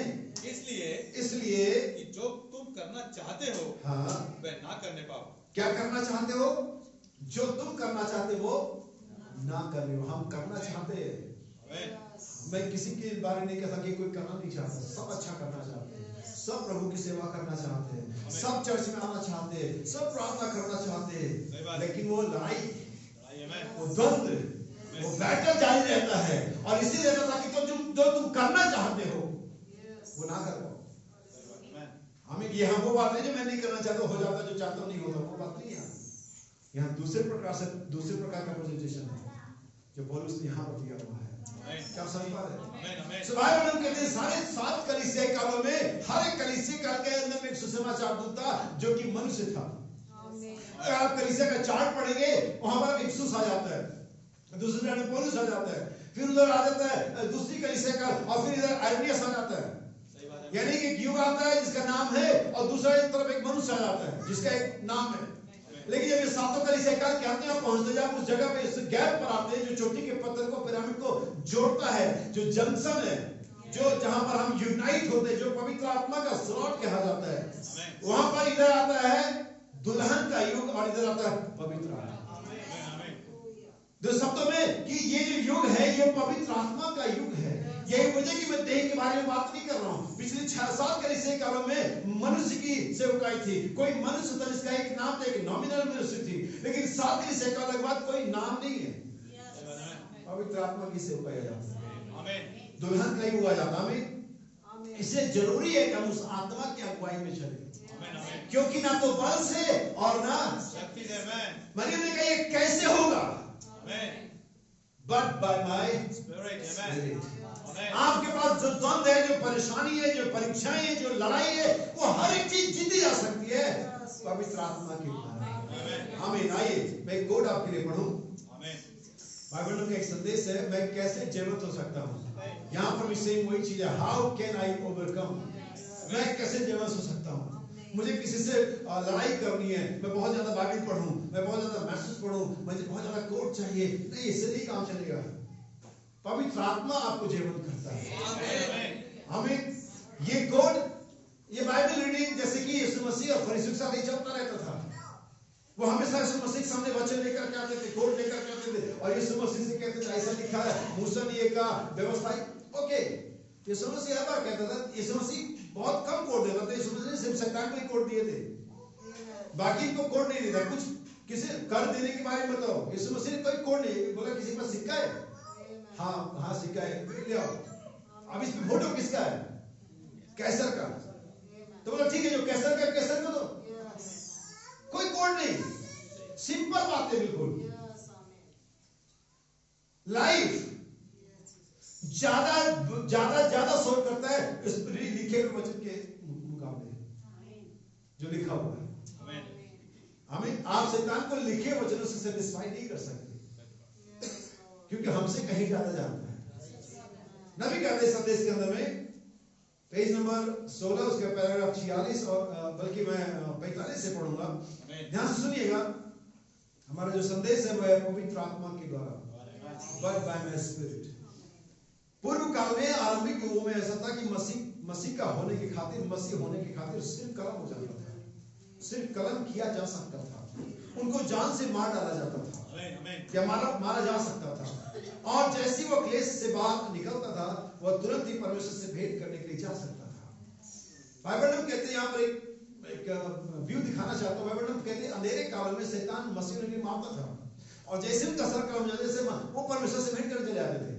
और बहुत समय के बाद शैतान को समझ में क्या कर रहा हूँ, अगर ये लंबा जीवन जीते, जो मान लो 30 साल के मसीह को मैंने मार दिया, अगर ये 60 साल तक जीते तो हो सकता है कि 45 साल में, 40 साल में, 58 साल में कहीं ना कहीं गिर जाता है ये, अब विश्वास करता है, इसका काम वैसे हो जाता है। लेकिन जबकि तुम्हें मार देता हूँ तो तुरंत ही चले जाना, ये तो बड़ी प्रॉब्लम हो गई। मतलब मेरी जो प्लानिंग वो पूरी नहीं हो रही है, बस मैं गिनती कम कर रहा हूँ, परमेश्वर का काम कुछ नहीं बेकार होगा, मैं मार रहा हूँ, ये सीधे भेंट करने पहुंच जा रहा है। तब शैतान ने अपने टेक्निक को चेंज कर दिया, बोलता अब इनको देह में नहीं मारूंगा। और तब ये फाइट भौतिक क्षेत्र से निकल करके आत्मिक आयाम में आ गया। That's a demonology। यही असली प्रेरित शास्त्र है। और तब शैतान ने वचन में मिलावट किया, उसने कलीसियाओं को स्टेबल सुना दिया, उसने लोगों को पढ़ने दिया, उन्हें हर एक चीज को होने दिया, उन्हें कहा तुम जो चाहो करो, लेकिन जब तक कि मैं वचन में मिलावट कर देता हूं कोई बचने वाला नहीं है। तब मसीह होने के लिए सर कलम कर दिया जाता था, लेकिन याद रखिए आज अगर आप मसीह हैं तो अभी बचेंगे। आमीन। जैसे तब सर देखना, परमेश्वर का चेहरा देखना मौत था, अब ना देखना मौत है। तब कल उसकी आवाज सुन करके मर रहे थे और आज लोग इसलिए मर रहे हैं क्योंकि आवाज नहीं सुनते। क्या आप समझे? इसलिए बाइबल में कहते हैं उसने टेक्निक चेंज किया, जैसे उकाब करता है। अब उकाब के उस फाइट में जानते हैं, मछली और सांप को लेता है, लेकिन एक और फाइट बताता हूं मैं आपको उकाब का। एक छोटा सा पक्षी होता है, उसका नाम मैं भूल गया, मुझे याद था, जो कौवे की तरह होता है, उकाब से साइज में बहुत छोटा होता है, और जब उकाब फ्लाई करता है उसकी गर्दन में बैठ जाता है। आप इसे जाकर के देखना, सर्च करना, और उसकी गर्दन में चोंच मारता है, क्योंकि उसकी गर्दन, अब चूंकि यहाँ बैठा वो उकाब कुछ कर नहीं सकता उसके। जब उकाब उड़ रहा होता है, छोटा कौवे के साइज के बराबर का वो पक्षी उसके गर्दन में बैठ के उसके गर्दन में चोंच मार रहा था, जिससे आसानी के दर्द उकाब को होता है। और चूंकि उकाब वहां पर कुछ कर ही नहीं सकता, उसके पास वहां उस जगह पे कुछ भी करने के लिए नहीं है, वहां पंजा नहीं पहुंचेगा, वहां चोंच नहीं पहुंचेगा, वो पंख भी इतनी पावर में नहीं पहुंचेगी। तब वो बताने वाले कि तब उकाब के पास एक ही तरीका होता है, और अपनी फ्लाई को और ऊपर लेकर के जाता है। वो एक ऐसे डायमेंशन में ऊपर लेकर जाए जहां पर ऑक्सीजन का लेवल बहुत कम हो जाता है, जहां पर उकाब तो सर्वाइव कर सकता है, लेकिन वो छोटा कौवा सही का व्यक्ति सर्वाइव नहीं कर सकता, अब हम अपना दम तोड़ देता है। हालेलुया, आमीन। ऐसे एक परमेश्वर का क्षण होता है जब पर लोग प्रहार करते, जब पर लोग ताने कसते, जब आप लोग को लोग भला बुरा करते, जब शैतान आप पर हमले करता है, आइए हम शैतान को उस जोन में लेकर के जाएं, उस कंफर्ट जोन से बाहर निकाले जहां पर शैतान सांस ले सके। हम प्रेम से, हम आत्मा से, हम आत्मा से हम जाए, हम वचन को दे दें। हालेलुया, आमीन। याद रखिए वो उकाब इस तरह से अपनी जान को बचाता है, उसको मालूम है ये छोटा कौवा सही का व्यक्ति इतना ऊपर सांस नहीं ले पाएगा, और वो ऑक्सीजन लेवल से ऊपर लेकर के जाता है। इवन जहाज भी 40,000 फीट की ऊंचाई से ऊपर नहीं उड़ सकते, क्योंकि वहां पर ऑक्सीजन खत्म हो जाता है। क्या जानती चीजों को बाइबल हम कहते हैं आरंभिक युगों में मसीह होने के लिए मारा जा सकता था, और जैसे उन्हें वो मारता था वो परमेश्वर से भेंट करने के लिए चले जाते थे। तब शैतान ने अपनी तकनीक बदल दी और वचन में मिलावट लेकर के आया। तुम बने रहो कलीसिया, तुम आते रहो चर्च, लेकिन अगर वचन में मिलावट कर दूंगा ये वचन फ्रूटफुल नहीं होगा। नबी कहता है, परंतु अब तो पहले ही कलीसिया के अंदर आ चुका है। हम नबी कहता है परंतु अब तो बैरी कलीसिया के अंदर आ चुका है, वो अत्यधिक भरमाने वाला है, बहकाने वाला। ये सबसे बड़ा युग है जब मसीह ने ऐसा कहा था, अंत के दिनों में दोनों आत्माएं इतनी अधिक समानता में होगी, हो सके तो चुने को भी। ये कौन आत्मा है? पवित्र आत्मा और दुष्ट आत्मा। नबी कहता आगे, समझे, याद रखिए, मसीह के अंत के दिन के लिए, मसीह ने अंत के दिन के लिए चुनावों के विषय में बोला था, समझे, यदि हो सके, इफ पॉसिबल, लेकिन ये पॉसिबल नहीं है, तो चुनावों को भरमा दे। वे इतनी ज्यादा समानता में होंगे, लोग इस प्रकार का जीवन व्यतीत करते होंगे, लोग एक साफ सुथरा पाक जीवन जी सकते, वे पाप से भरे हुए, वे बेचारी पियक्कड़, झूठे, फरेबी और जुआरी नहीं हो सकते, वे सबके ऊपर जीवन जी सकते हैं।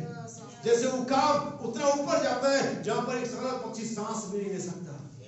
बहुत सारे लोग कलीसिया में आते हैं, विश्वासी आते, नए नए लोग आते, अरे आपकी कलीसिया में तो बड़ा शोर है, मैं तो हमें बैठने बड़ा मुश्किल हो गया, तुम यहाँ सांस नहीं ले सकते।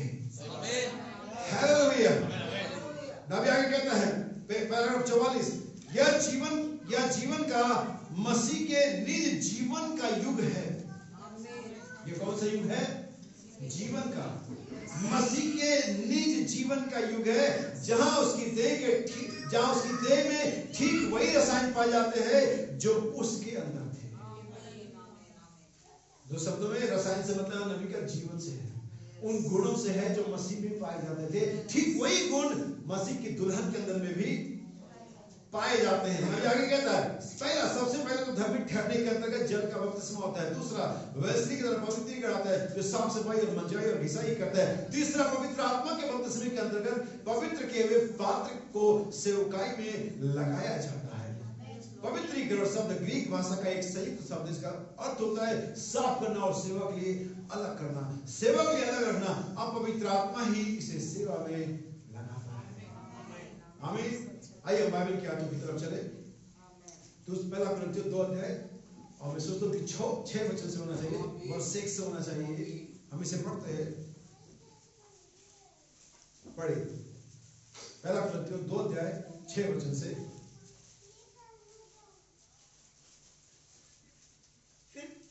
फिर भी सिर्फ लोगों में हम ज्ञान सुनाते हैं, परंतु इस संसार का और इस संसार के नाश होने वाले हाकिमों की ज्ञान नहीं, परंतु हम परमेश्वर का वह गुप्त ज्ञान भेद की रीति पर बताते हैं। कौन सा है?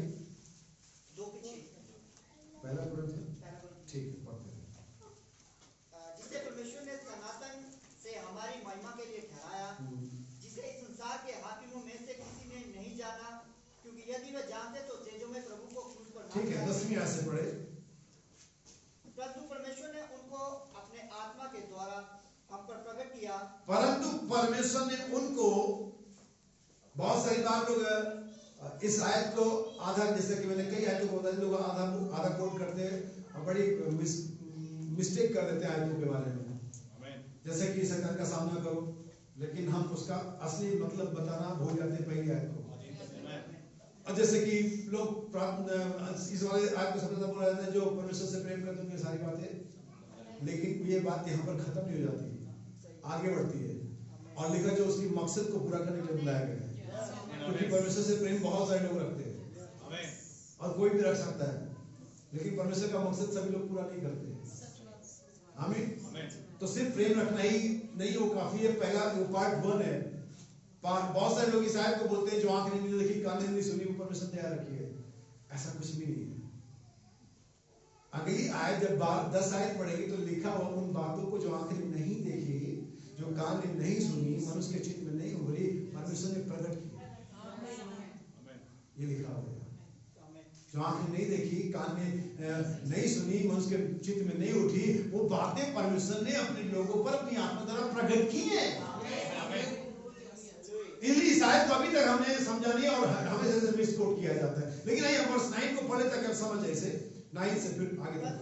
परंतु जैसे लिखा है, जो बातें आंखें ने नहीं देखी और कान ने नहीं सुनी और जो बातें मनुष्य के चित्त में नहीं चढ़ी, वे ही जो परमेश्वर ने अपने प्रेम रखने वालों के लिए तैयार की हैं। परंतु परमेश्वर ने उनको अपने आत्मा के किनको जो आंखें नहीं देखी, जो कान ने नहीं सुनी, उन बातों को फिर से वर्ष 10, परंतु परमेश्वर ने उनको अपने आत्मा के द्वारा हम पर प्रकट किया, क्योंकि आत्मा सब बातें परमेश्वर की गूढ़ बातें भी जानता है, वे बातें भी जानता है जो अभी तक घटित नहीं हुई, वे बातें भी जानता है जो अभी तक सीन में नहीं दिखाई दी। इसीलिए बाइबल कहती है, जो आंखें नहीं देखी, कान नहीं सुनी, मनुष्य के हृदय में नहीं उठी, उन बातों को परमेश्वर ने अपने लोगों पर प्रकट किया है। किसके द्वारा? अपनी आत्मा के द्वारा। सुनिए आगे, मनुष्य में से कौन किसी मनुष्य की बातें जानता है? केवल मनुष्य की आत्मा जो उसमें है, वैसे ही परमेश्वर बातें भी कोई नहीं जानता, केवल परमेश्वर का आत्मा। परंतु हमने संसार की आत्मा नहीं, हमने संसार की आत्मा नहीं, परंतु वो आत्मा पाया है जो परमेश्वर की ओर से है, जो परमेश्वर की ओर से है, कि हम उन बातों को जाने। ध्यान दीजिए, परमेश्वर ने आत्मा किस लिए हमें दी है? सेकी भगाने के लिए दी है। परमेश्वर ने इसलिए हमें अपनी आत्मा दी है कि हम बहुत ज्यादा लोगों पर दिखाई कि देखो हम कुछ ज्यादा जानते हैं, बल्कि इसलिए दी कि हम उन बातों को जाने। हालेलुया। अगर आप किसी ऐसे देश में जाते हैं, ऐसे कल्चर में जाते हैं जहां पर आप पहले कभी नहीं गए, जिससे आपका कोई लेन देन नहीं है, तो आपको बड़ा मुश्किल वहां पर एडजस्ट करने के लिए, आप बहुत मुश्किल का सर्वाइव कर पाए। इसके लिए जरूरी है कि आप उस आत्मा में हो। इसलिए परमेश्वर ने हमें अपनी आत्मा दी है ताकि हम परमेश्वर की बातों से तालमेल बिठा सके, ताकि हम परमेश्वर के स्वर्गीय माहौल के साथ अपना हिसाब किताब सेट कर सके। हमें परमेश्वर ने आत्मा दी है ताकि हम उन बातों को जाने जो परमेश्वर की ओर से है। हालेलुया। आगे बढ़ते हैं। जिनको हम मनुष्य के ज्ञान की सिखाई हुई बातों में नहीं, परंतु आत्मा की सिखाई हुई बातों में आत्मिक बातों से मिला मिलाकर सुनाते हैं। परंतु शारीरिक मनुष्य परमेश्वर के आत्मा की बातें ग्रहण नहीं करता। सुनिए, यहाँ पर फिर से जैसा कि पिछले सप्ताह में देखा था, शारीरिक मनुष्य परमेश्वर की आत्मा की बातें ग्रहण नहीं करता, क्योंकि वे उसकी दृष्टि में मूर्खता की बातें हैं। आमीन। उसकी दृष्टि में मूर्खता की बातें हैं, और न वह उन्हें जान सकता है, क्योंकि उनकी जांच परमेश्वर की आत्मा की बातों की जांच, परमेश्वर के वचन की जांच, परमेश्वर के प्रोग्राम की जांच मनुष्य की आत्मा द्वारा नहीं हो सकती। मनुष्य में से कौन किसी मनुष्य की आत्मा की जानता है? वैसे परमेश्वर की आत्मा को किसे जानता है? सिर्फ परमेश्वर की आत्मा।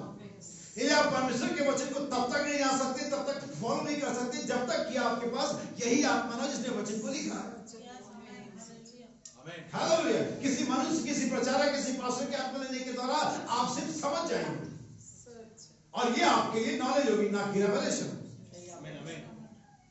रैप्चर एक नॉलेज नहीं है, रैप्चर एक रेवलेशन है। नया जन्म एक नॉलेज नहीं है, नया जन्म एक रेवलेशन है। विश्वास एक जानकारी नहीं है, विश्वास एक प्रकाशन है। आप बातें प्रचारक के द्वारा जान सकते हैं, लेकिन ये नॉलेज के तौर पर होगी, और कोई नॉलेज आपको मिलेगा प्रकाशन। सुनिए लास्ट वन। क्योंकि उनकी जांच आत्मिक रीति से होती है। आत्मिक जन सब कुछ जांचता है, आत्मिक जन सब कुछ जांचता है, परंतु वह आप किसी से जांचा नहीं जाता, क्योंकि उसके जांचने वाले लोग शारीरिक है। सुनिए, क्योंकि प्रभु का मन किसने जाना, क्योंकि प्रभु का मन किसने जाना है, आमीन। परंतु हम में मसीह का आत्मा या मन है। हालेलुया। क्या आपके अंदर में है? सो यीशु मसीह कहता है, याद रखिए, शरीर तो दुर्बल है, लेकिन आत्मा क्या है? तैयार है। हमारे शरीर और आत्मा के साथ जो द्वंद है, उसमें एक ही तरीका का हम जय पाए कि हम अपने आप को उस आत्मा के हवाले कर दें, क्योंकि परमेश्वर के पुत्र वे ही हैं जो कलीसिया के चलाए चलते हैं, जो पास्टर के चलाए चलते हैं, जो संस्था के चलाए चलते हैं, जो मम्मी और पापा के चलाए चलते हैं, जो समय और परिस्थिति पे चलाए चलते हैं, वे जो आत्मा के चलाए चलते हैं। क्योंकि बाइबल कहती है ये कैसे होगा? मेरी आत्मा के द्वारा ये होगा। हालेलुया। अभी हम थोड़ा आगे बढ़ते हैं। क्या हम और आगे बढ़े? क्या हमें और चीजें अच्छी लग रही हैं? याद रखिएगा, आप चीजों को जानते, मैं आपको कई आत्माओं के बारे में बताता हूँ। अगर आप चाहेंगे तो मेरे साथ पढ़ लीजिए। यूहन्ना 16 के अंदर में मैं बोल देता हूँ आपको, आप इसे सुनिए। यूहन्ना 16 के अंदर में क्या लिखा हुआ है? सत्य का आत्मा। अगर आप जकरिया 14 पढ़ेंगे, वहां पर लिखा प्रार्थना सिखाने वाली आत्मा। हालेलुया। अगर आप याकूब की पत्री पढ़ेंगे, वहां पर लिखा धर्म की आत्मा, आमीन, सेवा टहल करने वाली आत्मा। सब बहुत सारी आत्माएं हैं, लेकिन अगर हम इसके निचोड़ में जाएं, तो क्या परमेश्वर के पास बहुत सारी आत्माएं हैं? क्या परमेश्वर आत्माएं हैं? क्या परमेश्वर 7 आत्माएं हैं? ये सारी आत्माएं, चाहे वो सत्य का आत्मा हो, चाहे आराधना का आत्मा हो, चाहे प्रचार का आत्मा हो, चाहे धर्म का आत्मा हो, चाहे सेवा टहल करने वाली आत्मा हो, चाहे प्रार्थना सिखाने वाली आत्मा हो, उसी पवित्र आत्मा का एक हिस्सा है। लेकिन हमें इनमें से किसी एक आत्मा को नहीं पाना है, क्योंकि ये समय संपूर्णता का समय है। नबी कहता है ये समय दाना, मूल दाना फिर से दाना बन गया है। ये समय यीशु मसीह फिर से अपने सारे सामर्थ्य, अपने सारे शत्रु में आ, जैसा कि मैंने बताया, हम पहले आत्मा से देह में आए थे और अभी हम देह से। अगर आप ध्यान से पढ़ेंगे, जब यीशु मसीह जी उठने के बाद 40 दिन दिखाई देता रहा और फिर जब वो उठाया जाने लगा, बाइबल कहते हैं उनके देखते ही देखते सर पर उठा लिया गया। एक व्यक्ति समांतर में खड़ा है, आप उसके साथ खड़े, सभी समान लेवल पे खड़े, और एक व्यक्ति वहां पर से उठना शुरू होता है। क्योंकि बाइबल ऐसे नहीं कि उनके देखते देखते अचानक, ऐसा नहीं कि यीशु मसीह का आइए प्रार्थना करें और सभी आंखें बंद करिए और जैसे यीशु मसीह ने आमीन का और तीनों आंखें खोले तो यीशु मसीह का है, ऐसा नहीं हुआ था। देखते ही देखते, हालेलुया। तो यानी कि जब एक व्यक्ति समान आपके साथ खड़ा है और एक व्यक्ति उठने लगेगा, तो सबसे पहली चीज जो डिसअपीयर होगी उसका फेस होगा, जो आपको दिखाई देना बंद होगी। फिर उसके कंधे होंगे, फिर उसका कमर होगा, फिर घुटने, और फिर आखिरी चीज आप देखेंगे उसके पैर होंगे, और फिर वो गायब। लेकिन बाइबल की तो फिर आने वाला है, गिरने वाला नहीं है वो। जैसा कि मैं हमेशा बता चुका हूं, शैतान गिराया गया। सर जब गिरते तो सर के बल गिरते, इसीलिए शैतान पगलाया घूम रहा है। लेकिन यीशु मसीह गिरा नहीं, यीशु मसीह आया प्रॉपर चैनल से, तरीके से आया। जैसे सीढ़ियां चढ़ते हुए आते ना, वैसे यीशु मसीह, शैतान आया नहीं, शैतान गिराया गया। और यीशु मसीह चले, मतलब ऐसे गायब नहीं, देखते देखते उठा लिया गया। तो जिस क्रम में उठाया गया था उसी क्रम में नहीं आएगा। तो जो सबसे पहली चीज आते समय दिखेगी वो होंगे पैर, और लूथर के दिनों में दिखाई दिया। क्या भाई बहनों ने इसे समझाया? उस बीज का अपनी मूल अवस्था में वापस आना, कल दुल्हन के बीज का अपनी मूल अवस्था में वापस। जब यीशु मसीह आया तो पहली चीजें दिखाई देगी कैसे? आप जानते हैं वो लूथर का संदेश क्या था? कितने लूथर का संदेश क्या था? हाँ जी, उसका स्लोगन क्या था? कितने जानते हैं? धर्मी जन विश्वास से, ये उसका स्लोगन था, धर्मी जन विश्वास से। अब विश्वास किसको दर्शाते हैं? पैर। आपको एग्जांपल देता हूँ कि मैं बताता, मैं पढ़ा लिखा व्यक्ति नहीं हूँ, लेकिन मुझे बाइबल दिखती बहुत अच्छी है। क्या ये यहोशू से परमेश्वर ने कहा जिस चीज भूमि पर तू पैर रखेगा वो तेरा हो जाएगा? हाथ रखने को बोला क्या? इब्रानियों 11 अध्याय के सारे योद्धा कैसे चलते थे? पैर से और फेत से चलते, तो ऐसे पैर से। लेकिन उन्हें क्या कहा गया? तो विश्वास किसको दर्शाता है? पैर को। यहाँ भी पैर किसको दर्शाता है? विश्वास को। तो जब यीशु मसीह दोबारा आना शुरू हुआ तो पहली चीज जो अपीयर हुई और दिखाई दी वो क्या था? पैर।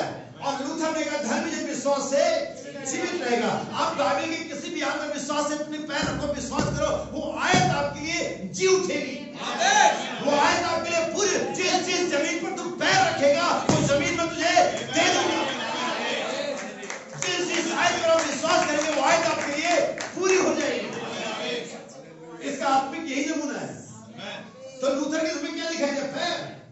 फिर वैसे उसकी कमर के हिस्से को लेकर के आया, फिर वहां पर एक तरह से गर्दन और जीभ तक कैसे पेंटिकॉस्टल बड़बड़ाती जुबानें आ रही।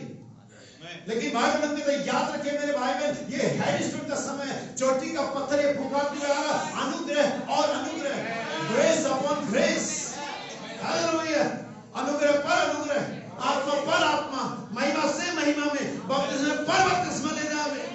एक बपतिस्मा से काम नहीं चलेगा। यीशु मसीह का बपतिस्मा हुआ था एक दिन, जब यूहन्ना ने कहा मुझे तो तेरे हाथ से लेने की जरूरत है। यीशु ने कहा नहीं, प्रॉब्लम तरीका ये नहीं है, मेरा नाम यीशु बपतिस्मा देने वाला नहीं, लेकिन तेरा नाम यूहन्ना बपतिस्मा देने वाला है। हालेलुया, आमीन। लेकिन यीशु मसीह ने कुछ समय के बाद कहा मुझे एक और बपतिस्मा लेना है। आपको पवित्र आत्मा पाके फायदा नहीं होगा। आपने हो सकता है आत्मा पाया हो प्रार्थना करने का, हो सकता है अपने आत्मा पाया हो सेवकाई करने का, हो सकता है अपने आत्मा पाया हो दुआ करने का, हो सकता है अपने आत्मा पाया हो और कुछ करने का, लेकिन आपको आत्मा पर आत्मा पाना है। आपको बपतिस्मा पर बपतिस्मा लेना है, ताकि महिमा से महिमा में बदलते चले जाए। हालेलुया। ये एक पोर्शन में काम नहीं चलेगा, ये डबल पोर्शन में है, ये दुगना भाग है। एलिसा मुझे सिर्फ आत्मा नहीं चाहिए, मुझे आत्मा का। हालेलुया। बाइबल के इतिहास के अंदर में हर एक बार हर एक जगह सिर्फ पिलर ऑफ फायर है, लेकिन मैं सिर्फ एक ही जगह पाता हूं जहां पिलर्स ऑफ फायर है। आप जानते हो कहां पर है? प्रकाशित वाक्य 10 अध्याय इसका 3 और 2 और 3 वचन है। उसके पांव आपके खंबे जैसे थे, खंबा नहीं दो, यहाँ पर 2 हैं। आमीन। एलिसा दुगना भाग चाहिए, यीशु ने कहा मुझे एक और बपतिस्मा लेना है, और जब तक मैं इसे ना लूं कैसी सख्ती में रहूंगा। लेकिन आज कलीसिया मंडरगस्ती में है, एक भी नहीं पाया है, हमें 2 पाने हैं। हालेलुया, क्या आप समझे? तो लूथर क्या लेकर गया? विश्वास, जो कि पैर, और वेस्ली क्या लेकर के आया? कमर के हिस्से को एक स्ट्रक्चर बन रहा है, फिर मार्टिन, फिर पेंटिकॉस्ट आते, अन्य भाषा और बर्बादी जुबानें आते। लेकिन बाइबल कहते हम चुट्टी के पत्थर के समय, हम हेड स्टोन के समय, यहाँ पर कुछ भी हिलने डुलने का नहीं है। यहाँ पर अगर हिला तो फिर हिल गया। आमीन। ये कौन सा समय है? चोटी के पत्थर का। यही वो पवित्र आत्मा के द्वारा सब कुछ हो सकता है, सब कुछ संभव हो सकता है थ्रू द होली गोस्ट।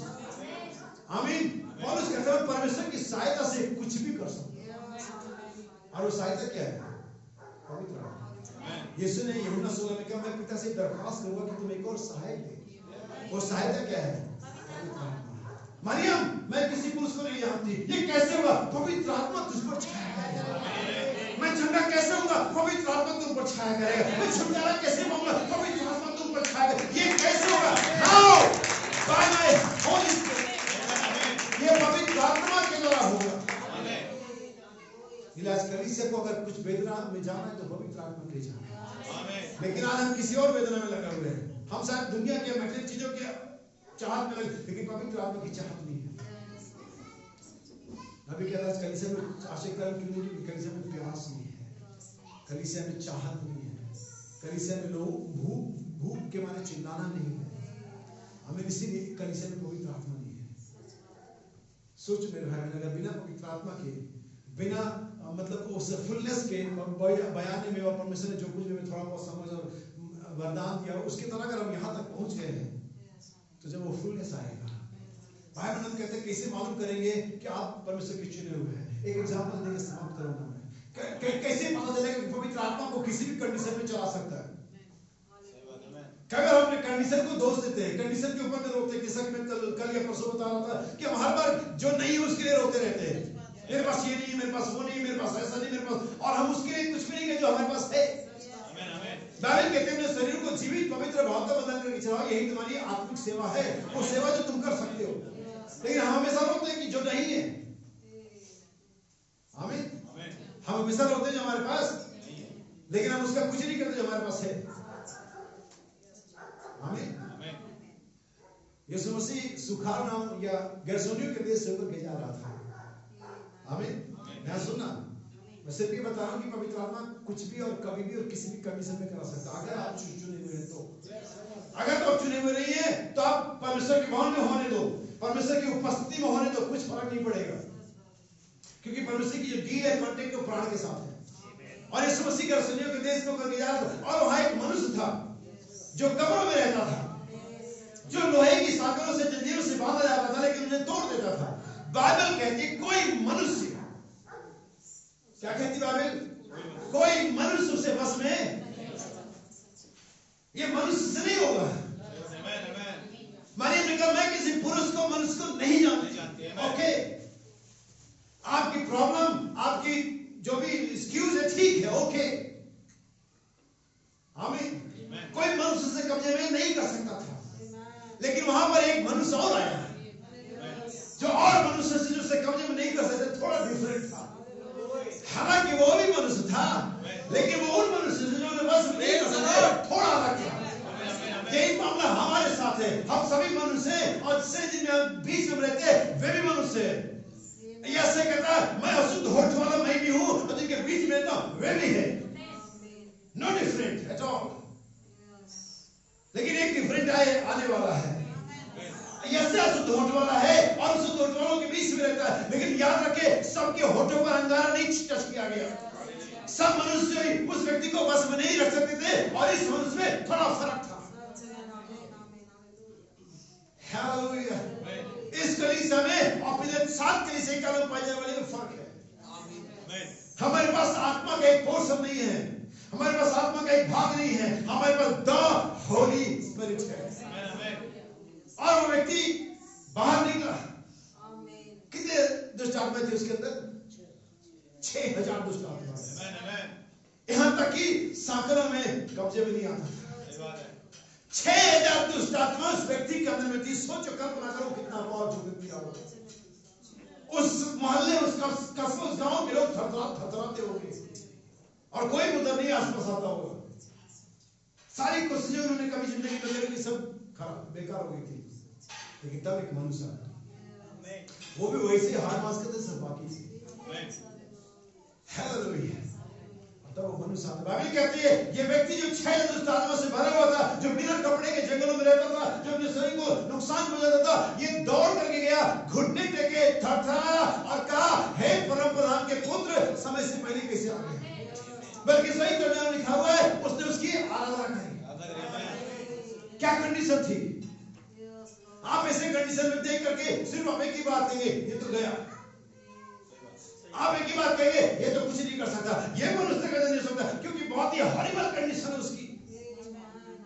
लेकिन हम जानते हैं मिस्ट्री क्या थी। इस कंडीशन में होने के बावजूद उसने इस समस्या की आराधना की। और बहुत सारी बार अपनी बीमारी का, अपनी तन्हाई का, अपनी मानसिक चेतना का हवाला देते, इसलिए हम ऐसा नहीं कर सकते। अगर वो व्यक्ति 6 दुष्ट आत्माओं से भर करके भी आराधना कर सकता है, हमारे बारे में क्या है? हम क्यों नहीं कर सकते? चाहे कैसी भी परेशानी, कैसी भी आत्मा, कैसी भी सिचुएशन हमारे साथ होने दो, हम आराधना कर सकते, क्योंकि आराधना का बीज यहाँ पर है। परमेश्वर जगत को होने से पहले हमारा नाम किताब में लिखा हुआ है। आप आराधना नहीं करते, वो बीज आराधना करता है, वो वचन आराधना करता है, वो परमेश्वर का पुत्र जो आप में आराधना करता है। आपकी परमेश्वर का पुत्र मुझ में है, यकीनन। बाइबल हमें यही शिक्षा देती है। पौलुस ने कहा, जब उसकी इच्छा हुई कि अपने पुत्र को मुझ में प्रकट करे, यानी कि मुझ में घुसाए। प्रकट होता जो होता है, जो अंदर होता है वही प्रकट होता है। इट मींस पौलुस जब दमिश्क के रास्ते पर चिट्ठियां लेकर जा रहा था, तभी परमेश्वर का पुत्र उसमें था। इट मींस जब पौलुस कलीसिया को सता रहा था, तब भी परमेश्वर का पुत्र उसमें था। इसका मतलब क्या है कि जब पौलुस पैदा हुआ, तब भी परमेश्वर का पुत्र उसमें था। लेकिन एक समय आया कि परमेश्वर से प्रकट किया। इसका मतलब है वो व्यक्ति जो 6 दुष्टों से भरा हुआ था, उसमें परमेश्वर के पुत्र का बीज था। तब भी जब वो 6 दुष्टात्माओं से भरा हुआ है। लेकिन आप जानते हैं मिस्ट्री ये थी कि जब उस एक बीज ने परमेश्वर के उस प्रकाश को यीशु मसीह के थ्रू उसके सोल पर चमका, वैसे वो बीज उन 6 दुष्टात्माओं पर भारी पड़ेगा। वो 6 दुष्ट आत्माएं जो जंजीरों और बेड़ियों को तोड़ देती थी, इसको आराधना करने से रोक नहीं पाई। आप ये मत कहना मैं बहुत परेशान हूं, मैं बहुत दुखी हूं, मैं बहुत बीमार हूं, मेरी कंडीशन सही नहीं, मेरी मानसिक अवस्था से कुछ भी होने दो, अगर वो बीज वहां पर है वो रोक नहीं पाएगा। वो बीज आराधना करेगा। हालेलुया, आमीन।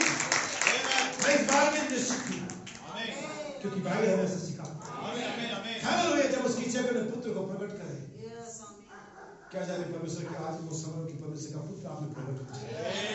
आप देखिए जिस कंडीशन में हूं, हाँ ये भी कंडीशन है। मुझे नहीं लगता कि उस व्यक्ति से ज्यादा बुरी कंडीशन हम में से किसी की है। आमीन। परमेश्वर के भवन में बैठे हुए, हमारे सामने वचन खुला हुआ है, अब परमेश्वर के हम तो सिताइस कर रहे हैं, कुछ भी हो सकता है। कैसे होगा? पर बाय मैं साहुल को जरुब्बाबेल के हाथों में दूंगा। पवित्र आत्मा आपके जीवन में जब वचन के साहुल को लगाएगा, अरे देखिएगा कहां पर गहरा है, कहां पर ऊंचा है, कहां पर ऊपर है, कहां पर खाबड़ है, कहां पर चट्टान है, कहां पर खाई है, वो सब कुछ को सही कर देगा। आमीन। आधे घंटे के बाद उस व्यक्ति की हालत सही थी, वो सुधरा हुआ था, साफ दिमाग के साथ, सही कपड़ों के साथ यीशु मसीह के कदम में बैठा हुआ था और उसे कह रहा था मुझे मेरे तेरे पीछे आने दे। लेकिन यीशु का नहीं, जाकर के गवाही दे। हालेलुया, हमें गवाही देनी होगी। अगर परमेश्वर ने बचा में गवाही देनी होगी, ये कैसे करेंगे? आप गवाही भी पवित्र आत्मा में रहो। तुम अभी चले मत जाना, रुके रहना, जब पवित्र आत्मा तुम पर आएगा तब तुम गवाह। गवाही पवित्र आत्मा में, प्रार्थना पवित्र आत्मा में, आराधना पवित्र आत्मा में, सेवा पवित्र आत्मा में, गीत पवित्र आत्मा में, प्रार्थना पवित्र आत्मा में, चलना पवित्र आत्मा में, क्योंकि जय पवित्र आत्मा में है। इधर पवित्र आत्मा से नीचे कुछ भी नहीं।